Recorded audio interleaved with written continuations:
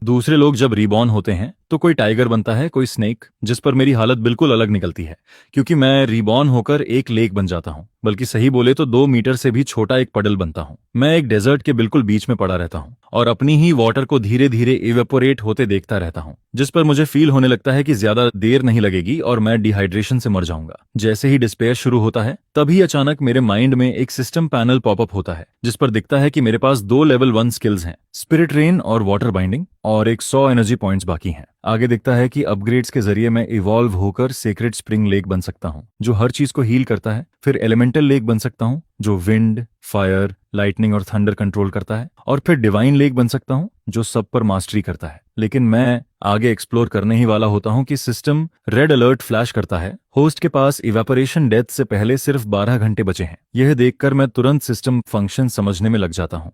Spirit rain basically rainfall skill है। यह lake के कवर्ड एरिया में रेन करवाता है और उस रेन वाटर में स्पिरिचुअल एनर्जी होती है, जिस पर यह स्पिरिट रेन बायोलॉजिकल ग्रोथ में बहुत हेल्प करता है। वाटर बाइंडिंग, जैसा नाम है, पानी को कंट्रोल करके एनिमीज को रिस्ट्रेन करता है। स्किल्स यूज करने पर एनर्जी कंज्यूम होती है और 100 पॉइंट से मैं सिर्फ 2 बार स्किल कास्ट कर सकता हूँ। ज्यादा एनर्जी कैसे मिलेगी ये आगे एक्सप्लोर करना पड़ेगा, लेकिन साफ है कि मेरे पास इतना टाइम नहीं है। लेक तब मरता है जब उसका वाटर सोर्स ड्राई हो जाता है, जिस पर अगर मैं खुद को सूखने से बचा लूं तो नहीं मरूंगा। मैं तुरंत स्पिरिट रेन एक्टिवेट करता हूं। एनर्जी 50 पॉइंट्स पर गिरती है, हल्की ब्रीज फील होती है, लेकिन स्काई में एक भी क्लाउड नहीं होता, जिस पर मैं डाउट करने लगता हूं कि सिस्टम रियल भी है या नहीं। तबीयत अचानक कुछ रेन ड्रॉप्स पडल की सरफेस पर गिरते हैं, फिर हल्की पिटर पिटर शुरू होती है और रेन हैवी होती जाती है, जिस पर मुझे रिफ्रेश फील होता है। रेन पूरे 1 घंटे तक चलती है और जब रुकती है तो पडल 3 गुना से ज्यादा फैल जाता है। अब ये करीब 7 से 8 स्क्वायर मीटर कवर करता है, जो मुश्किल से पॉन्ड कहलाता है। मैं जल्दी से सिस्टम पैनल चेक करता हूँ। रेड वार्निंग गायब हो चुका है, जिस पर इस नए वर्ल्ड में आने के बाद पहली बार मेरा मन थोड़ा शांत होता है। तभी दूर से वाइब्रेशन फील होती है और मेरी परसेप्शन में कई वाइल्ड ऑक्समैन मेरी तरफ दौड़ते दिखते हैं। यह जगह बहुत समय से ड्राउट में रही है, इसलिए सडन रेनफॉल के बाद वे पानी पीने आ रहे हैं। मैं नर्वस हो जाता हूँ क्योंकि वाइल्ड ऑक्सन हर्ड एनिमल्स होते हैं और अगर ये कुछ बाकी झुंड को बुला लें तो ये पानी ज्यादा देर नहीं टिकेगा। मैं सोचता हूँ वाटर बाइंडिंग इन्हें हैंडल कर पाएगा या नहीं, लेकिन मुझे एग्जाम्पल सेट करना होगा ताकि बाकी बीस्ट्स डर जाएं और मेरा जमा किया वाटर वेस्ट ना हो। पहला ऑक्समड पार करके मेरे पास आता है। उसका मुंह नॉर्मल ऑक्स से बहुत बड़ा होता है और वह पानी पीने झुकता है। तभी अचानक वाटर रोप निकलती है, उसके नेक के चारों तरफ कसकर लिपटती है और उसे पानी में घसीट लेती है। वह वायलेंट स्ट्रगल करता है, लेकिन बाइंडिंग और टाइट होती जाती है, जिस पर उसकी बॉडी और मड में धंसती जाती है। आखिर उसका पूरा हेड अंडर वाटर खिंच जाता है। स्ट्रगल धीरे धीरे कमजोर पड़ता है और पानी की सरफेस फिर शांत हो जाती है। जो बाकी ऑक्सन देर से पहुंचे थे वे दूर भाग जाते हैं और डर से इस दिशा में देखते रहते हैं। तभी सिस्टम की आवाज आती है। होस्ट ने लो लेवल बीस्ट को स्ले किया। 100% energy points gained. First kill achievement पर 100 बोनस एनर्जी पॉइंट्स मिलते हैं। वाटर बाइंडिंग में खर्च हुए 50 पॉइंट्स हटाने के बाद भी मेरे पास 200 एनर्जी पॉइंट्स हो जाते हैं, जिस पर मुझे समझ आता है कि क्रीचर्स को मारना एनर्जी पाने का तरीका है। दूर खड़े डरे हुए ऑक्सन को देखकर मैं सोच में पड़ जाता हूँ। इस एंडलेस डेजर्ट में सिर्फ यही वाटर सोर्स है और मुझे भरोसा है कि थर्स्ट और स्पिरिट वाटर के सामने वे टिक नहीं पाएंगे। यानी ये चलते फिरते एनर्जी पॉइंट्स हैं। जिस ऑक्स की बॉडी मैंने पानी में खींची थी वह धीरे धीरे मड में लिपटती है और अजीब तरीके से गायब हो जाती है। रात का डेजर्ट और भी डरावना लगता है। दूर से बीस्ट्स की गहरी दहाड़ें और मरते एनिमल्स की चीखें सुनाई देती हैं, जिस पर लगता है इस डेजर्ट में कई क्रीचर्स छिपे हैं। अगली सुबह सिस्टम पैनल बदल चुका होता है। एनर्जी 500 पॉइंट्स तक बढ़ चुकी है, क्योंकि रात में वे ऑक्सन फिर साथ में पानी पीने आए और मैंने सबको खत्म कर दिया। हर ऑक्स को मारने में 50 एनर्जी लगती है, लेकिन 100 मिलती है, यानी हर बार 50 पॉइंट्स का प्रॉफिट होता है। कई बार कंफर्म करने पर मुझे सिस्टम की हिडन एबिलिटी पता चलती है। जिन क्रीचर्स को मैं मारकर डिवावर करता हूँ उनकी मेमोरीज भी अब्सॉर्ब हो जाती हैं। ऑक्सन की मेमोरीज से मुझे इस वर्ल्ड के बारे में ज्यादा समझ मिलती है और साफ हो जाता है कि यह मेरा ओरिजिनल वर्ल्ड नहीं है, बल्कि किसी एंशिएंट प्रिमिटिव ईरा जैसा है। उनकी मेमोरीज में मैं देखता हूँ एक लायन जिसकी नेक के चारों तरफ फ्लेम्स घूमती हैं, विंग्ड हॉर्सेस और ह्यूमंस जो मैजिक यूज करते हैं, जिस पर मैं एक्साइटेड हो जाता हूँ। ऐसे मैजिकल वर्ल्ड में जरूर ह्यूमन फॉर्म वापस पाने का तरीका होगा, क्योंकि मैं हमेशा लेक बनकर नहीं रहना चाहता। मैं सोचता हूँ अगर उस फ्लेम लायन को खींचकर डिवावर कर लूं तो बहुत एनर्जी मिल सकती है। ऑक्सन की मेमोरीज से पता चलता है कि वे उसी लायन के प्रे थे, यानी वह पास ही होना चाहिए। डेजर्ट अब भी स्कॉचिंग हॉट रहता है और मुझे इस वर्ल्ड में आए 1 हफ्ता हो चुका है। शुरुआती डेथ थ्रेट सर्वाइव करने के बाद मैं एक इंटरेस्टिंग हंटिंग लाइफ शुरू करने सकता हूँ। रोज एक बार स्पिरिट रेन यूज करने से मेरा वॉल्यूम बढ़ता है और लगातार 7 दिन रेन होने के बाद मैं पूरी तरह लेक बन जाता हूँ। स्पिरिट रेन के वाटर में स्पिरिचुअल एनर्जी होने से कुछ एक्वाटिक प्लांट्स और छोटी फिश श्रिम्प जो मरने वाली थीं रिवाइव हो जाती हैं। लेकिन मेरे लिए असली फायदा यह है कि स्पिरिट वाटर से अट्रैक्ट होकर एनिमल्स हर दिन पानी पीने आते हैं। इन दिनों में मैं 20 से कम बीस्ट्स नहीं पकड़ता, ज्यादातर ऑनऑक्सन होते हैं, जबकि छोटे एनिमल्स पर मैं एक्शन नहीं लेता। फिर एक रात पिच ब्लैक रंग का एक बीस्ट चुपचाप मेरी तरफ बढ़ता है। जैसे ही उसका पॉ लेक के पास वाली मड को छूता है, मैं उसे तुरंत डिटेक्ट कर लेता हूँ। यह एक हंटिंग डॉग होता है, लेकिन मेरे पुराने वर्ल्ड के हंटिंग डॉग से बिल्कुल अलग होता है, जिसका बॉडी तो ऑर्डिनरी डॉग जैसा है, पर डराने वाली बात यह है कि उसके 2 हेड्स हैं और 4 रेड आईज अंधेरे में चमकते रहते हैं। उसके 4 पॉ पर एक बोन स्पाइक भी लगा है जो क्लियरली रेजर शार्प लगता है। वह ट्विन हाउंड चारों तरफ सावधानी से देखता है। थ्रेट्स कंफर्म नहीं होते, जिस पर वह धीरे धीरे पास आता है और हेड्स नीचे करके पानी पीने लगता है। नेचुरली मैं उसे जाने नहीं दे सकता, क्योंकि इस ट्विन हेडेड हाउंड को डिवॉर करने से मुझे काफी एनर्जी मिलने वाली है। मैं तुरंत वूश के साथ वाटर बाइंडिंग एक्टिवेट करता हूँ। ऑर्डिनरी बीस्ट्स के मुकाबले इस हाउंड की सेंसेस बहुत शार्प होती हैं, जिस पर वाटर रोप सरफेस से निकलते ही वह पीछे हट जाता है, लेकिन मैंने पहले से एंटिसिपेट किया होता है। एक वाटर बाइंडिंग से वो पकड़ा नहीं जाएगा, इसलिए मैं एक साथ 5 बार वाटर बाइंडिंग कास्ट करता हूँ। पहली रोप वह डॉज कर देता है, पर बाकी 4 उसकी चारों लिम्स को कसकर बांध देती हैं, जिस पर वह पैनिक में स्ट्रगल करता है। पूरे लेक की पुलिंग फोर्स उसे स्टेप बाय स्टेप पानी की तरफ घसीटती रहती है। जैसे ही वह लेक में गिरने वाला होता है, उसकी रेड आइज से 2 रेड बीम्स पानी में शूट होते हैं और स्प्लैश के साथ 2 गाइजर्स उठते हैं। ये अटैक करने के बाद ट्विन हेडेड हाउंड अचानक ढीला पड़ जाता है, जिस पर मैं उसे आसानी से पानी में खींच लेता हूँ। उसका अटैक मेरे ऊपर कोई रियल इफेक्ट नहीं डालता, बस थोड़ा पानी उछलता है। तभी सिस्टम अनाउंस करता है, first magical beast kill complete, mortal tier level 1 magical beast slain, 1000 energy points awarded, और होस्ट के अंदर स्पेशल सब्सटेंस डिटेक्ट हुआ है, रिफाइन करो। मैं अभी 1000 एनर्जी मिलने की खुशी फील ही कर रहा होता हूँ,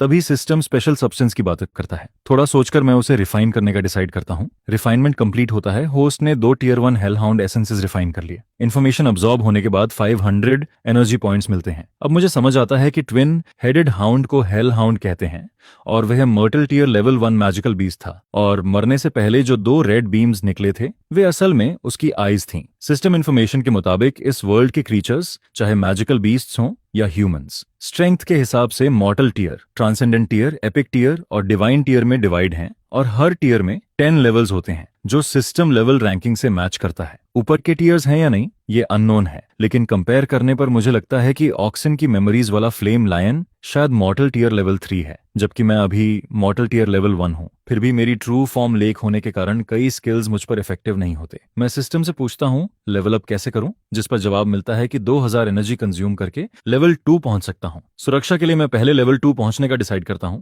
अपग्रेड कमांड देता हूं और ट्रिमर के साथ लेक पर मिस्ट छा जाती है। लगभग 15 मिनट बाद मिस्ट हटती है, जिस पर लेक रिवील होता है। एरिया 2 गुने से ज्यादा बढ़ चुका है और हरे एक्वाटिक प्लांट्स, फिश और श्रिम्प तैरते दिखते हैं। अपग्रेड सक्सेसफुल होता है और मुझे new skill level 1 water spear मिलती है। अपग्रेड के बाद 500 एनर्जी पॉइंट्स बचते हैं, लेकिन वॉल्यूम फिर बढ़ता है और नया अटैक स्किल भी मिल जाता है, जिस पर मेरे अंदर के प्लांट्स और एक्वाटिक लाइफ भी तेजी से ग्रो करते हैं। वाटर स्पीयर नाम के मुताबिक पानी के भाले बनाकर एनिमीज पर अटैक करता है। हर स्पीयर 100 एनर्जी पॉइंट्स कंज्यूम करता है और एक बार में 20 स्पीयर्स बन सकते हैं। लेक जितना बड़ा होगा उतने ज्यादा स्पीयर्स बनेंगे। ये देखकर मैं थोड़ा परेशान होता हूँ, क्योंकि अभी की एनर्जी से मैं सिर्फ 5 बार वाटर स्पीयर यूज कर सकता हूँ, लेकिन इस नए अटैक स्किल से मुझे फ्लेम लायन को मारने का कॉन्फिडेंस मिलता है। सिस्टम मुझे अच्छा रिवॉर्ड देगा, ये मैं सोचता रहता हूँ। ऑक्सन की मेमोरीज के हिसाब से फ्लेम लायन का मेन प्रे वही ऑक्सन थे, और मेरी किलिंग स्प्री के कारण पिछले दिनों कम ऑक्सन पानी पीने आए हैं। इसलिए मुझे प्लान बनाना पड़ता है कि ज्यादा ऑक्सन यहाँ आए ताकि फ्लेम लायन भी ल्यूर होकर आए। अगली शाम मैं फिर स्पिरिट रेन यूज करता हूँ, क्योंकि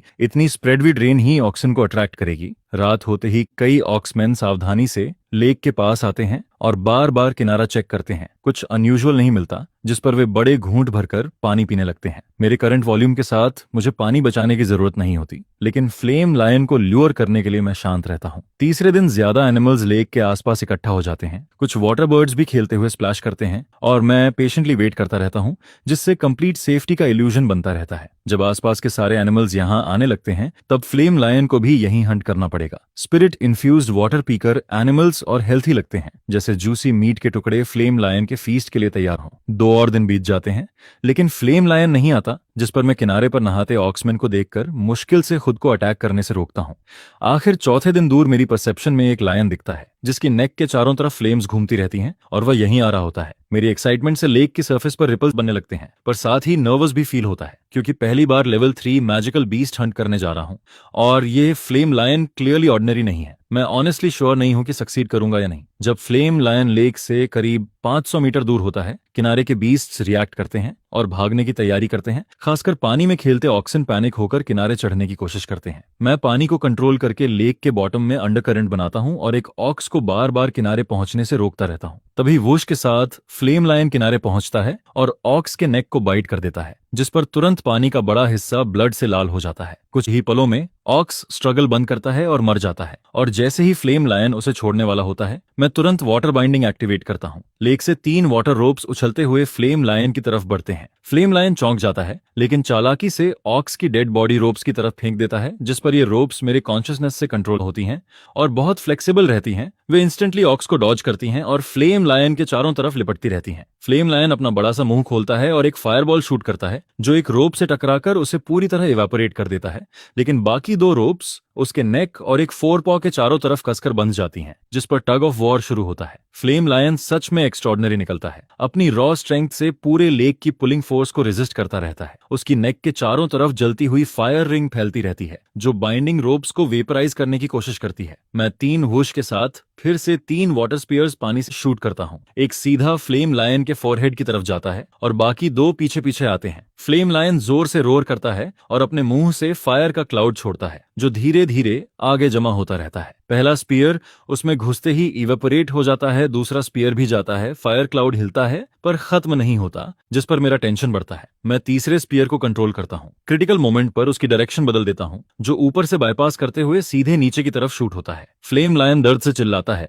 वाटर स्पीयर उसके हेड में बड़ा होल बनाकर गायब हो जाता है और ब्लड तेजी से बहने लगता है। उसी पल फायर क्लाउड पूरी तरह वैनिश हो जाता है, लेकिन उसकी नेक की फ्लेम्स अभी भी जलती रहती हैं। मैं तुरंत वाटर रोप्स से उसे खींचकर लेक में ले आता हूं।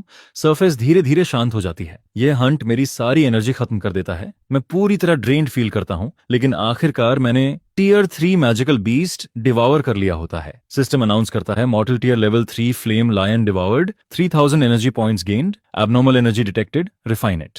मैं समझ जाता हूं ये उसकी नेक की फ्लेम रिंग है। रिफाइन कमांड देता हूं और रिफाइंड फ्लेम लायंस फायर मिलता है, जिस पर होस्ट की फ्लेम इम्यूनिटी बढ़ जाती है। मेरी ट्रू फॉर्म वाटर है और फायर मेरा नेचुरल एनिमी होता है, लेकिन सिस्टम रिफाइनमेंट से इम्यूनिटी बूस्ट मिल जाता है, जिस पर मैं सोचता हूं अगर फ्यूचर में और पावरफुल फ्लेम्स रिफाइन करूं तो शायद सन को भी डिवावर कर सकूं। यह एम्बुश पूरी तरह सक्सेसफुल रहता है। एक ही बार में 3000 एनर्जी पॉइंट्स मिलते हैं। मैं सोचता हूं एनर्जी पाने के नोन तरीके हंटिंग और डिवावरिंग क्रीचर्स हैं, या स्पेशल सब्सटेंसेस और एनर्जी रिफाइन करना है, और इन सब के लिए स्किल्स जरूरी हैं। मेरे current skills spirit rain volume बढ़ाने के लिए बेसिक स्किल है, वाटर बाइंडिंग और water spear main attack skills हैं। मैं सिस्टम से स्किल अपग्रेड की बात करता हूं। 500 एनर्जी में स्पिरिट रेन और वाटर बाइंडिंग अपग्रेड होते हैं और 1000 एनर्जी में वाटर स्पीयर अपग्रेड होता है। अपग्रेड कॉस्ट बहुत ज्यादा लगता है और ये सिर्फ लेवल 1 से लेवल 2 का है। आगे और भी एनर्जी लगेगी, लेकिन स्ट्रॉन्गर क्रीचर्स हंट करने के लिए अपग्रेड जरूरी है, जिस पर मैं बिना हेजिटेशन सब अपग्रेड कर देता हूं और 2000 एनर्जी एक साथ खर्च कर देता हूं। मैं लेवल 2 स्किल्स टेस्ट करना चाहता हूं, इसलिए फिर स्पिरिट रेन यूज करता हूं। इस बार 100 एनर्जी सीधे कंज्यूम होती है और इफेक्ट बहुत ड्रामेटिक होता है। कई घंटों तक तेज बारिश होती है और वाटर में और ज्यादा स्पिरिचुअल एनर्जी फील होती है। फिर भी मेरा वॉल्यूम उतना नहीं बढ़ता जितना सोचा था,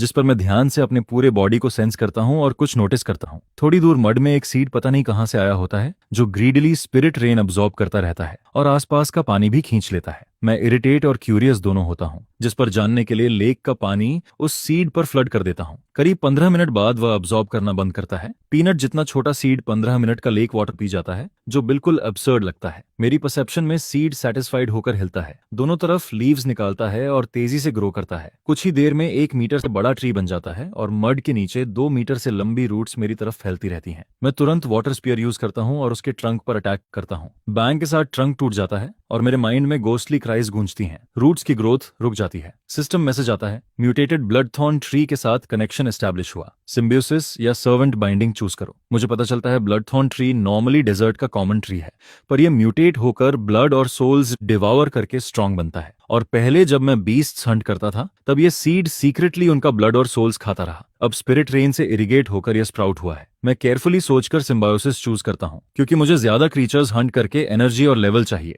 जबकि ब्लड और सोल्स मेरे किसी काम के नहीं पर ट्री के काम के हैं। हम दोनों एक दूसरे को कॉम्प्लीमेंट करते हैं। सिस्टम अनाउंस करता है सिम्बायोसिस सक्सेसफुल। होस्ट को सिम्बियंट म्यूटेटेड ब्लड थॉर्न ट्री मिला, 2000 एनर्जी पॉइंट्स अवार्ड होते हैं और न्यू स्किल सोल लिंक मिलता है जिससे सोल वाले क्रीचर्स से डायरेक्टली कम्युनिकेट कर सकता हूँ। मैं सिस्टम पैनल चेक करता हूँ। अब एक नया सेक्शन दिखता है, creature mutated blood thorn tree, level mortal tier level 2, skills dark thorn, blood thirst, soul devour और वार्निंग आता है कि म्यूटेटेड ब्लड थॉर्न ट्री की इंटेलिजेंस बहुत तेजी से बढ़ती है और ये मेलेवोलेंट होता है। ये अभी पैदा हुआ है और मेरे बराबर लेवल पर है। सच में एबनॉर्मल लगता है, लेकिन सिस्टम वार्निंग के बावजूद मुझे चिंता नहीं होती क्योंकि सिम्बियंट मुझे बिट्रे नहीं करेगा। जहां तक बात है कि इतना क्रूर एनवायरनमेंट में कोई चीज ईविल है या गुड, यहाँ गुडनेस बिल्कुल वर्थलेस है, जिस पर मैं अपनी परसेप्शन खुद कंट्रोल करता हूँ और पूरा फोकस ब्लड थॉर्न ट्री पर टिकाता हूँ। ब्लड थॉर्न ट्री खुशियों वाली सोल फ्लक्चुएशन भेजता है क्योंकि वह अभी अभी बॉर्न हुआ है। उसकी सोल अभी वीक है और वो मेरे साथ नॉर्मली कम्युनिकेट नहीं कर पाता है, जिसे फील करके बस वेग कॉन्सेप्ट्स भेजता है, जैसे उसे ब्लड और सोल्स की क्रेविंग हो रही है। इसके बाद उस बैटल के बाद सारे बीस्ट्स बहुत दूर भाग गए थे, जिस पर वो शायद काफी टाइम तक लौटने की हिम्मत नहीं करते हैं। मैं फिलहाल पानी के सिर्फ एक हिस्से को कंट्रोल करके ब्लड थॉर्न ट्री को इरिगेट करता हूँ और फिर एक और टेरिफाइंग अब्जॉर्प्शन सेशन के बाद जिस ट्रंक को मैंने वाटर स्पीयर से सेवर किया था वो दोबारा ग्रो होने लगता है। अब 2000 न्यू एनर्जी पॉइंट्स मिल चुके हैं, इसलिए मुझे स्टिंजी रहने की जरूरत नहीं है, जिस पर मैं सीधा 1000 एनर्जी रेनफॉल पर स्पेंड कर देता हूं। इस बार मैं रेनफॉल का एरिया डिलिबरेटली कंट्रोल नहीं करता हूं और स्पिरिट रिच रेन पूरे ओरिजिनल लेक साइड पर गिरती रहती है। हफ्ते भर तक रुक रुक कर बारिश होती रहती है। ऊपर का सन अभी भी हाश रहता है, डेजर्ट अभी भी हीट से शिमर कर रहा है, लेकिन ये लेक अकेला ऐसा है जहां कंटिन्यूअस रेन होती है और कूल फीलिंग आती रहती है। कई डेड ट्रीज रिवाइव होने लगते हैं और दूर पड़े सीड्स भी स्प्राउट करने लगते हैं। इस डेथ वाले डेजर्ट में मेरी लोकेशन ही एकमात्र ओएसिस बनती जा रही है, जिस पर यह स्ट्राइकिंग एनवायरनमेंट बहुत सारे क्रीचर्स को अट्रैक्ट करने लगता है। जो एनिमल्स उस स्लॉटर को देख चुके थे वो दूर ही हेजिटेट करते रहते हैं और टेम्पटेशन को रेजिस्ट करते हैं, लेकिन जो एनिमल्स दूर से आते हैं वो खुशी खुशी मेरी तरफ अप्रोच करते हैं। मेरी नजर में अब ऑर्डिनरी बीस्ट्स का हंटिंग कोई खास मीनिंग नहीं रखता है, सिर्फ मैजिकल बीस्ट्स ही बेटर रिटर्न्स दे सकते हैं। इसलिए मैं स्ट्रिक्टली ब्लड थॉर्न ट्री को एक्ट करने से फॉरबिड कर देता हूँ। मैं चाहता हूँ यह जगह लाइफ का ओएसिस बने और भी पावरफुल बीइंग्स को अट्रैक्ट करे। एक दिन जब मैं आराम से अपने वाटर्स में रिपल करता हुआ इस वर्ल्ड की यूनिकनेस ऑब्जर्व कर रहा होता हूँ, तभी अचानक दूर से स्ट्रॉन्ग एनर्जी फ्लक्चुएशन सेंस होती है जो एक्सट्रीम स्पीड से मेरी तरफ मूव कर रही होती है। थोड़ी ही देर में वो लेक के पास अपीयर हो जाती है। जो एनिमल्स लेक पर ड्रिंक और प्ले कर रहे थे वो तुरंत रिएक्ट नहीं करते, लेकिन जैसे ही एक जोरदार बूम होता है वो पैनिक में स्कैटर हो जाते हैं। मगर अलार्म की जगह मुझे जॉय फील होता है। अगर मैं बोल पाता तो शायद चिल्ला पड़ता, फाइनली ह्यूमंस। हालांकि ये ह्यूमन अच्छी कंडीशन में नहीं दिखता है। ग्रे रोब्स पहने, हाइब्रिड नोज, ब्लू आईज, लगभग 30 से 40 साल का आदमी हाथ में विजर्ड्स स्टाफ पकड़े खड़ा होता है। पास से देखने पर पता चलता है कि उसका एक्सपोज्ड फोरआर्म सिर्फ बेयर बोन रह गया है और दूसरा, जिसे मैं ऑलमोस्ट ह्यूमन समझ लेता हूँ, वो नॉर्मल एडल्ट ह्यूमन से थोड़ा छोटा है, पॉइंटेड ईयर्स और बहुत पेल स्किन के साथ। उसकी बैक पर विंग्स और हाथ में बो देखकर साफ पता चलता है कि वो ह्यूमन नहीं बल्कि एक एल्फ है, जिस पर मेल एल्फ बोलता है, मोरेन, तुमने एल्वन वुड्स में ट्रेसपास किया है। किंग के नाम पर मैं तुम्हें डेथ ग्रांट करता हूँ। उसका बो अर्थी येलो लाइट से ग्लो करने लगता है। मॉर्विन पैनिक नहीं करता है। अपनी रेचेड कंडीशन के बावजूद उसका सेप्टर चेस्ट के सामने फ्लोट करता है और वो स्पेल चांट करता है। अचानक बोन सेप्टर का एंड सीधे मॉर्विन के चेस्ट में पियर्स हो जाता है। पेन और स्ट्रगल उसके फेस पर फ्लिकर करता है और ब्लड सेप्टर के अलोंग बहकर उसके टिप के ब्लैक बीड तक पहुंचता है, जो धीरे धीरे ब्लड रेड बन जाता है। Forbidden spell Morven, how dare you, Aldrian, earth elemental tribe का यंगेस्ट एयर, तुम्हारी एरोगेंस तुम्हें खत्म कर देगी। डेथ के ग्रेट गॉड तुम्हें इटर्नल लाइफ दें। इनकैंटेशन कंप्लीट होते ही सेप्टर ब्लड अब्सॉर्ब करना रोक देता है और रेड लाइट तेज हो जाती है, जो ऑल्ड्रियन के ग्रीन एरो ग्लो को ओवरवेल्म कर देती है। रेड लाइट के अंदर एक मैसिव साइथ अपीयर होता है और ऑल्ड्रियन की तरफ स्लैश करता है। ऑल्ड्रियन पीछे नहीं हटता बल्कि मरने को रेडी दिखता है।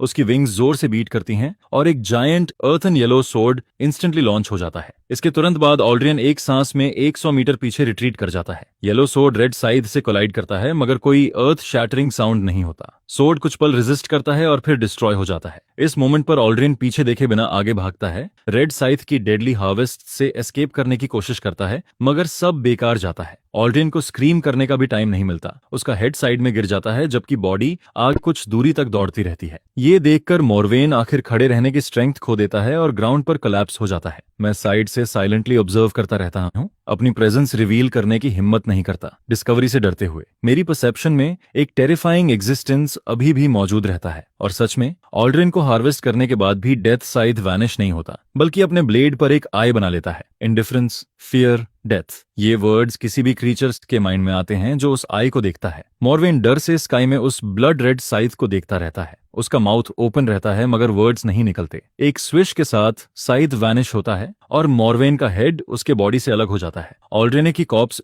से एक येलो लाइट निकलती है, वॉइड को ब्रेक करके वैनिश हो जाती है। सीन इतनी तेजी से चेंज हुआ कि मैं स्टन्ड रह गया था। कुछ देर बाद मैं वाटर कास्ट करता हूँ, 2 बार बाइंड करके मोरवेन और ऑल्ड्रियन की कॉर्प्सेस को उनके बो और स्टाफ समेत पानी में खींच लेता हूँ। तब एक वॉइस आती है। कौन सोच सकता था कि ये टाइनी लेक कुछ छुपा रहा है? मैं चौंक जाता हूँ। मुझे कोई लाइफ फोर्स सेंस नहीं होती। ये मोड़ने की वॉइस होती है। वो मरा नहीं है। सच में मोरवेन की मैंगल्ड कॉर्प्स से एक श्रंकन बेयरली ह्यूमन वर्जन बाहर निकलता है। होली रैट, मैं ग्रेट लॉर्ड ऑफ एंडिंग्स का सर्वेंट हूँ। तुम मेरी कॉर्प्स को कविट करने की हिम्मत करते हो? बदखल एक कनिंग नेक्रोमांसर, सोल्स मैनिपुलेट करने में सबसे स्किल्ड, जिसने फॉरबिडन स्पेल के बाद भी अपनी सोल प्रिजर्व कर ली। लेकिन उसकी फ्रैंटिक सर्चिंग देखकर लगता है वो मेरी प्रेजेंस डिटेक्ट नहीं कर पाता है। अब ब्लडथर्न ट्री की एबिलिटीज टेस्ट करने का टाइम है। मैं डरता नहीं हूँ। अगर मोरवा ने फुल स्ट्रेंथ में होता तो शायद मैं हैंडल नहीं कर पाता, लेकिन अब सिर्फ सोल होने की वजह से वो मेरे सोल डिवोरिंग ब्लडथॉर्न ट्री के सामने एक डिलिशियस लैम जैसा है। ब्लडथॉर्न ट्री की ब्रांचेस स्वे करने लगती हैं जैसे खुद को रोक नहीं पा रहा हो। नेक्रोमांसर की सोल क्या डिलिशियस मील है। मेरे कमांड मिलते ही ब्लडथॉर्न के ट्रंक पर लगे कई ब्लैक थॉर्न्स अचानक उड़कर लेक के ऊपर मोरवेन की तरफ शूट करते हैं। मोरवेन डॉज नहीं कर पाता और उसे बिल्कुल उम्मीद नहीं थी कि पीछे का ये छोटा सैपलिंग अटैक करेगा। सारे थॉर्न्स उसे हिट कर देते हैं। डैम रैट, मैं तुम्हारी सोल को गॉड स्टैचू के सामने बिट बाय बिट बर्न करूंगा। मोरवेन दर्द से जोर जोर से चिल्लाता है। उसकी सोल फॉर्म्ड बॉडी लगातार शेप बदलती रहती है, जिसे देखकर साफ पता चलता है कि उसे बहुत भारी डैमेज हो रहा है, जिस पर डार्क थॉर्न्स अचानक एक्सप्लोड हो जाते हैं और मोरवेन की सोल टुकड़ों में शैटर हो जाती है। एक पावरफुल नेक्रोमांसर जो डॉन सैंक्चुअरी की परस्यूट से बच निकला था, जिसने कभी अर्थ के एल्वन रॉयल हायर को मार दिया था, अब मेरे सिम्बांट के सामने आसानी से अनहिलिएट हो गया, जिस पर ब्लडथॉर्न ट्री तुरंत एक रूट आगे बढ़ाता है। मैं उसे ब्लड अब्सॉर्ब करने देता हूँ, लेकिन सोल्स डिवावर करने की इजाजत अभी नहीं देता हूँ। पहले सिस्टम के थ्रू मुझे उनकी मेमोरीज एक्सट्रैक्ट करनी है, क्योंकि सिस्टम के बाद सोल्स और भी प्योर हो जाती हैं, जिससे ब्लडथॉर्न ट्री के लिए उन्हें डिवावर करना आसान हो जाता है। डिंग, कॉन्ग्रेचुलेशंस, तुम्हें transcendent tier level 3 elven royal corpse मिला है। 2000 एनर्जी पॉइंट्स अवॉर्डेड। इसके बाद ding, transcendent tier level 2 dark wizard corpse मिला है। 1000 energy points awarded. Special substances detected, dragon bone staff और elven bow, refine them. Ding, refinement successful, 1000 energy points awarded. सिर्फ corpses लूट करके इतने रिच रिवॉर्ड्स मिल रहे हैं, ये मैंने कभी इमेजिन नहीं किया था। जिस पर मेरे मन में ख्याल आता है कि अगर सिर्फ क्रीचर्स की बॉडीज हासिल करने से एनर्जी मिलती है तो चीजें काफी सिंपल हो सकती हैं। इसी सोच के साथ मेरे माइंड में एक बड़ा प्लान बनता है जो अगर सक्सेसफुल हुआ तो मुझे बहुत तेजी से एनर्जी दिला सकता है। उनकी मेमोरीज अब्सॉर्ब करने के बाद मुझे आखिर इस वर्ल्ड की क्लियर अंडरस्टैंडिंग मिलती है। विजर्ड और एल्फ की मेमोरीज उन बीस्ट्स और मैजिकल क्रीचर्स से कहीं ज्यादा रिच हैं और उनका वर्ल्ड व्यू भी कंप्लीट है। इस वर्ल्ड का नाम इटर्नल रेल्म है, जो बेहद कैओटिक है, जहां हर तरह के क्रीचर्स और कॉम्प्लेक्स पावर स्ट्रक्चर्स मौजूद हैं। सबसे पावरफुल ऑर्गेनाइजेशन डॉन सैंक्चुरी है, जो लॉर्ड ऑफ डॉन की वर्शिप करता है और मानता है कि सभी बीइंग्स को लाइट में फॉरएवर जीना चाहिए। मोरेन का shadow temple Lord of endings की वर्शिप करता है और मानता है कि डेथ ही इटर्नल लाइफ देती है। ऑल्ड्रियन के एल्व्स भी एक पावरफुल रेस हैं जो लंबे समय से एल्वन वुड्स में रहते हैं, रेयरली बाहर निकलते हैं और किसी को अंदर आने नहीं देते। जो भी ट्रेसपास करता है उसका एंडलेस परस्यूट होता है। मोरवेन को डॉन सैंक्चुरी के मेजर्स हंट कर रहे थे और कहीं छिपने की जगह ना मिलने पर वो एल्वन वुड्स में छिप गया, लेकिन ऑल्ड्रियन ने उसे डिस्कवर कर लिया और उसका पीछा किया। मोरवेन का लास्ट स्पेल एक सैक्रिफिशियल फॉरबिडन स्पेल था, जिसे कास्ट करते ही पावर बहुत ज्यादा हो जाती है, मगर कास्टर को अपनी लाइफ सैक्रिफाइस करनी पड़ती है। लाइट मेजर्स और डार्क विजर्ड्स ऐसे मैजिक का इस्तेमाल बहुत कम करते हैं। मेरे लिए ये वर्ल्ड अभी भी अननोन से भरा है और मैं सच में अभी बहुत वीक हूं। अगर मोरवेन को फॉरबिडन स्पेल यूज करने पर मजबूर न किया जाता, यानी म्यूचुअल डिस्ट्रक्शन ना होता, तो मेरी करंट स्ट्रेंथ से मैं उनमें से किसी एक को भी हैंडल नहीं कर पाता। मैं अंदर ही अंदर साई करता हूं, क्योंकि ये सिर्फ एक नेक्रोमांसर और एल्वन रॉयल थे, तो डॉन सैंक्चुरी के बिशप्स और एल्वन किंग कितने स्ट्रांग होंगे और lord of dawn, lord of endings कितने टेरिफाइंग होंगे। फिर भी मेरे पास सिस्टम है और मुझे विश्वास है कि एक दिन मैं गॉड्स की हाइट तक जरूर पहुंचूंगा। इस बार बिना ज्यादा एफर्ट के मुझे 4000 एनर्जी पॉइंट्स मिल चुके हैं, जो नेक्स्ट लेवल अप के लिए इनफ है। मैं तुरंत लेवल अप चाहता हूँ। 4000 एनर्जी डिडक्ट हो जाती है। कंग्रेचुलेशंस, तुम लेवल 3 लेक में एडवांस हो गए, जिस पर पहले शांत रहने वाला लेक वाटर जोर जोर से चर्न करने लगता है और मेरा वॉल्यूम फिर एक्सपैंड हो जाता है। अब मैं पूरी तरह प्री ड्राइड स्टेट में रिस्टोर हो चुका हूँ, लगभग 800 मीटर्स रेडियस के साथ। अब ये सच में इंप्रेसिव दिखता है और मैं अपनी करंट कंडीशन से काफी सेटिस्फाइड महसूस करता हूँ। जब पहली बार आया था तो बस एक स्मॉल पडल था, लेकिन अब सच में एक लार्ज लेक कहलाने लायक बन गया हूँ। तब ब्लडथर्न ट्री सोल फ्लक्चुएशंस भेजता है। मैं सिस्टम पैनल चेक करता हूँ। Creature mutated bloodthorn tree, level mortal tier level 3, यानी ब्लडथर्न ट्री भी मेरे साथ लेवल अप हो गया है। शायद मोरवेन और ऑल्ड्रियन की सोल्स ने उसे बड़ा बेनिफिट दिया है। Master, I am hungry. Bloodthorn tree की चाइल्डिश वॉइस मेरी परसेप्शन में सुनाई देती है।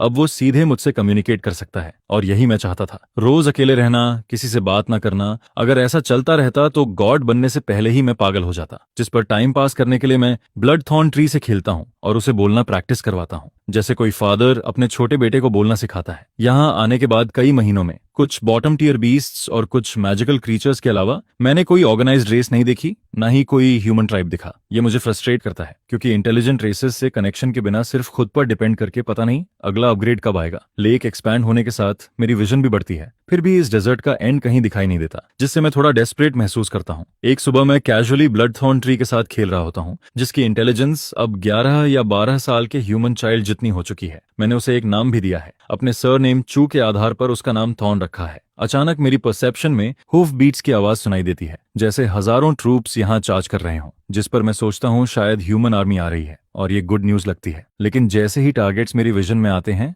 मैं बिल्कुल स्टन्ड रह जाता हूँ। ये आर्मी नहीं है, ये जायंट स्कॉर्पियंस हैं। हर स्कॉर्पियन लगभग आधे घोड़े जितना बड़ा है और जब वो दौड़ते हैं तो सच में गैलपिंग हॉर्सेस जैसी आवाज आती है। जो लीडिंग स्कॉर्पियंस हैं वो और भी बड़े हैं, हल्के पर्पल कलर के, और उनके टेल स्टिंगर्स से डार्क लाइट निकलती रहती है। जल्द ही स्कॉर्पियन आर्मी लेक तक पहुंच जाती है। लीड स्कॉर्पियन जनरल पीछे मुड़कर देखता है, जिस पर सारे स्कॉर्पियंस एक साथ रुक जाते हैं। स्कॉर्पियन जनरल अपने 4 क्लॉ से पीछे खड़े स्कॉर्पियन सोल्जर्स की तरफ इशारा करता है, उन्हें ड्रिंक करने का सिग्नल देता है। स्कॉर्पियन सोल्जर्स सेफली पानी पीकर लौट आते हैं, जिसके बाद जनरल सभी सोल्जर्स को पेयर्स में पानी पीने का ऑर्डर देता है। मैं खुद को रोककर ऑब्जर्व करता हूँ। मेरी परसेप्शन में स्कॉर्पियन जनरल लेवल 3 है, उसके पीछे वाले लेवल 2 हैं और बाकी सोल्जर्स सिर्फ लेवल 1 है। लेकिन इतनी डिसिप्लिन्ड स्कॉर्पियन आर्मी होना काफी एक्स्ट्रॉर्डिनरी है। जिन मैजिकल बीस्ट्स को मैंने पहले हंट किया था, उनमें भी मॉर्टल टियर लेवल 3 क्रीचर्स थे, लेकिन इतनी इंटेलिजेंस किसी में नहीं थी। मैं डिसाइड करता हूँ कि पहले इनके नेक्स्ट मूव ऑब्जर्व करूं। अगर एक साथ सबको डिवॉर कर पाया तो हजारों स्कॉर्पियंस मुझे मैसिव एनर्जी दे सकते हैं। एक एक करके सभी स्कॉर्पियन सोल्जर्स पानी पी लेते हैं और आखिर में स्कॉर्पियन जनरल खुद आगे बढ़ता है और धीरे से अपना हेड पानी में डिप करता है।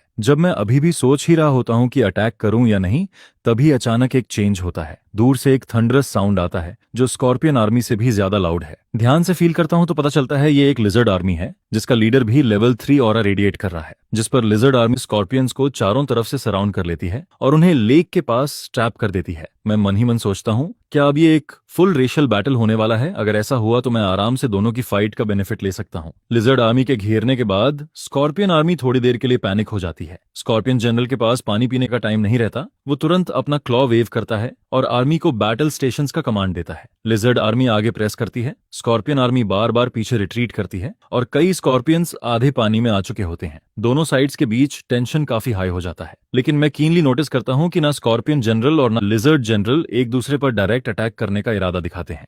उल्टा उनके normally obedient magical beast troops control खोने लगते हैं। एनिमीज सामने होने पर भी दोनों साइड्स स्टेलमेट में खड़ी रहती हैं। तभी मेरे माइंड में आइडिया आता है, जब तुम दोनों खुद अटैक नहीं कर रहे तो मैं हेल्प कर देता हूँ। वूश की आवाज के साथ लेक से एक वाटर स्पीयर निकलता है और 2-3 स्कॉर्पियन सोल्जर्स को पियर्स करके डिसिपेट हो जाता है। जो स्कॉर्पियन आर्मी पहले से डिसएडवांटेज में थी, पीछे हुए इस कमोशन से और घबरा जाती है और पैनिक में लेक से दूर भागने लगती है। लेकिन पेरिमीटर पर खड़ी लिजर्ड आर्मी उन्हें पूरी तरह घेर चुकी होती है। यही कोलिजन दोनों रेसेस के बीच असली बैटल इग्नाइट कर देता है। दोनों जनरल शॉक हो जाते हैं और सिचुएशन कंट्रोल करने के लिए कमांड्स देते हैं, लेकिन अब कोई फायदा नहीं होता। कॉम्बैट शुरू होते ही दोनों साइड्स के क्रीचर्स सिर्फ बैटल इंस्टिंक्ट्स में आ जाते हैं और कमांड्स इग्नोर कर देते हैं। अपने सबऑर्डिनेट्स को रोकने के लिए दोनों लीडर्स कुछ को एग्जाम्पल के तौर पर मार भी देते हैं।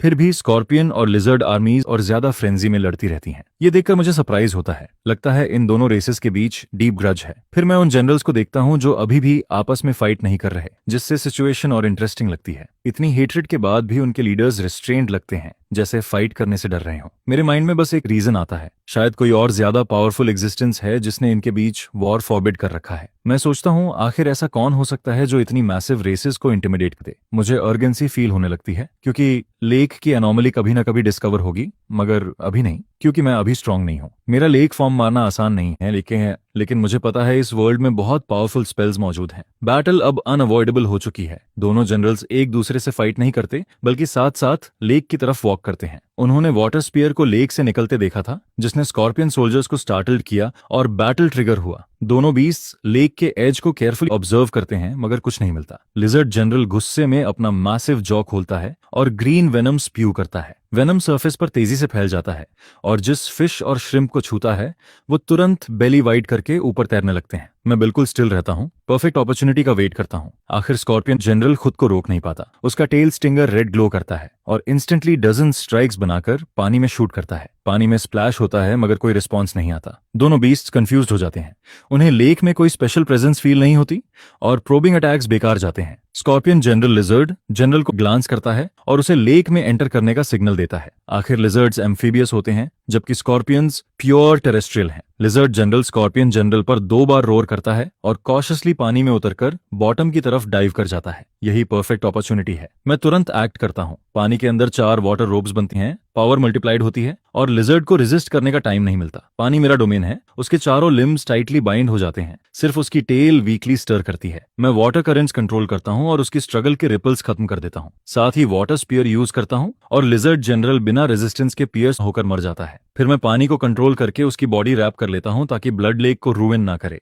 शोर पर खड़ा स्कॉर्पियन जनरल एंग्शियस हो जाता है क्योंकि लिजर्ड जनरल लौट कर नहीं आता। अचानक उसे फील होता है कि वो लिजर्ड जनरल का ऑरा सेंस नहीं कर पा रहा। पैनिक में वो भागने के लिए मुड़ता है, मगर मैं उसे एस्केप कैसे करने देता।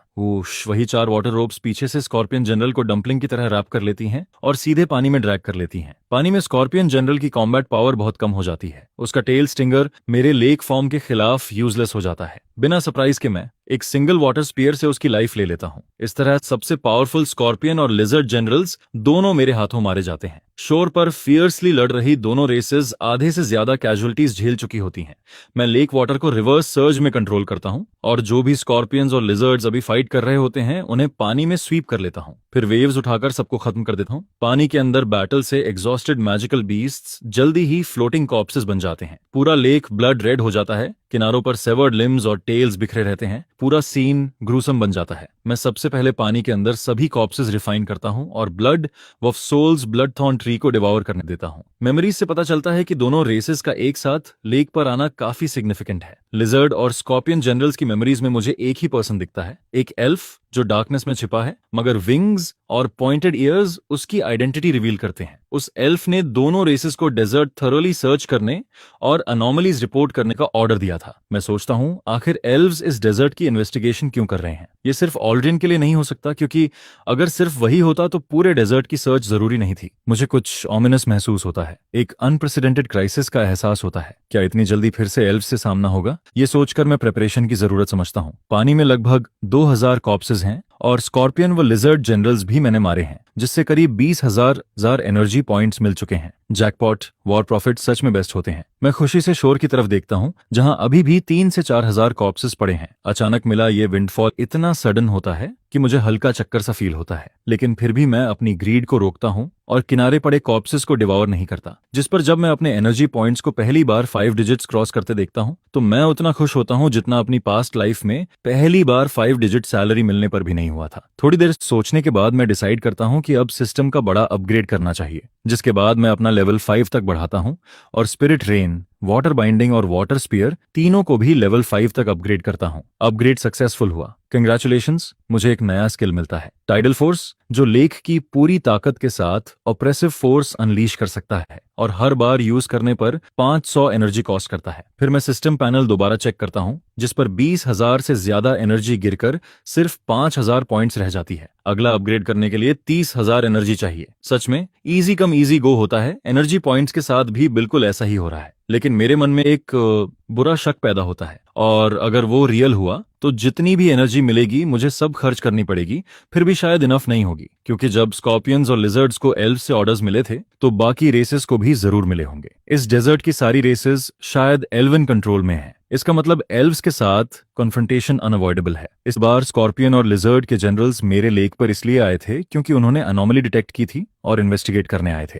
बदकिस्मती से उनका सामना मुझसे हो गया, लेकिन अच्छी बात यह रहती है कि उन्हें डील करने से पहले वो रिपोर्ट नहीं कर पाए, जिससे मुझे प्रिपरेशन के लिए थोड़ा रिएक्शन टाइम मिल जाता है और मैं पूरी तरह पैसिव नहीं रहता, बल्कि सिचुएशन से निकलने का तरीका सोचता रहता हूँ। तभी ब्लडथर्न ट्री मुझे एक्साइटेड होकर एडवांसमेंट की खबर देता है, जिस पर मैं देखता हूँ और हैरान रह जाता हूँ। जो ट्रंक पहले सिर्फ 3 या 4 मीटर था, अब 10 मीटर से भी ज्यादा ऊंचा खड़ा है। अब वो सच में एक बड़ा ट्री बन चुका है। नीचे मड के अंदर उसकी रूट्स बहुत डेंस तरीके से फैल चुके हैं और पूरा ट्री अब मेरे लेक के अंदर ही ग्रो कर रहा है। अच्छी बात यह है कि अब थॉर्न को पहले जितना मैसिव पानी नहीं चाहिए, वरना शायद मैं इसे सस्टेन ही नहीं कर पाता। फिर मैं सिस्टम से थॉर्न का स्टेटस चेक करता हूँ, जिस पर वो भी मॉर्टल टियर लेवल 5 पर पहुंच चुका होता है। स्किल्स तो चेंज नहीं हुए, लेकिन मुझे याद आता है कि उसने पहले मोर वेन की सोल के साथ क्या किया था, तो अपग्रेडेड ब्लड थॉर्न ट्री अब और भी टेरिफाइंग लग रहा है। तब मैंने थान मुझे पुकारता है, मास्टर मैं हैंग्री हूँ, क्या किनारे का फूड खा सकता हूँ? उसका फूड ऑब्वियसली शोर पर पड़े वही कॉर्प्स हैं, लेकिन अभी उन्हें कंज्यूम करने का टाइम नहीं है, क्योंकि मैंने उन्हें एक पर्पस के लिए बचा कर रखा है। क्योंकि अगर कोई स्कॉर्पियंस और लिजर्ड्स को कंट्रोल कर रहा है तो इन दोनों ग्रुप्स के अचानक गायब होने पर कोई ना कोई इन्वेस्टिगेट जरूर करेगा और आखिर में मुझ तक पहुंच जाएगा। इसीलिए बेहतर है इन कॉर्प्सेस को म्यूचुअल स्लॉटर जैसा सीन बनाने के लिए छोड़ दूं,